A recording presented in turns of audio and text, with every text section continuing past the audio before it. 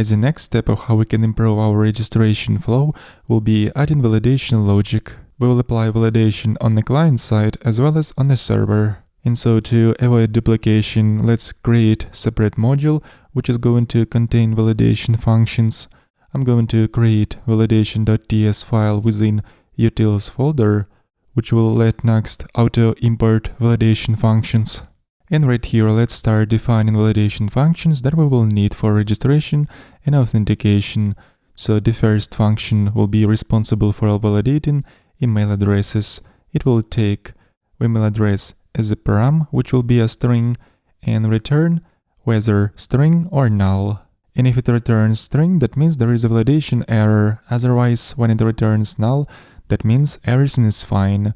So firstly, let's check if email address has been provided or if it is an empty string. In this case, we're going to return error message. Email is required. The next check would be to verify that email address is actually valid. I'm going to use regular expression, and here later on we're gonna define this email rejects constant, and let's test this regular expression against provided email address. If this check will fail, we're going to return another validation error, invalid email format. And if we have skipped all those checks, that means the provided email is valid and we're going to return null in this case. Now let's define email rejects constant.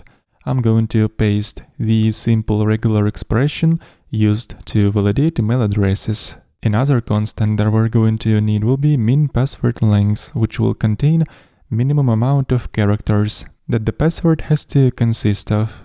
And this will be our next validation function used to validate passwords. I'm gonna call it validate password, which will take password as a single param and return value of type, whether string or null.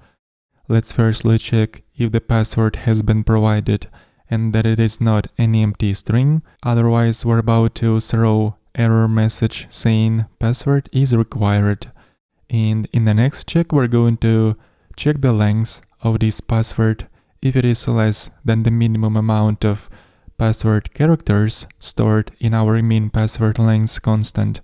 In this case, we're going to return another error message saying that password must be at least specified amount of characters. And finally, we're going to return null, which means that the password validation has been successful. Next one, I'm going to define one more validation function to validate password confirmation.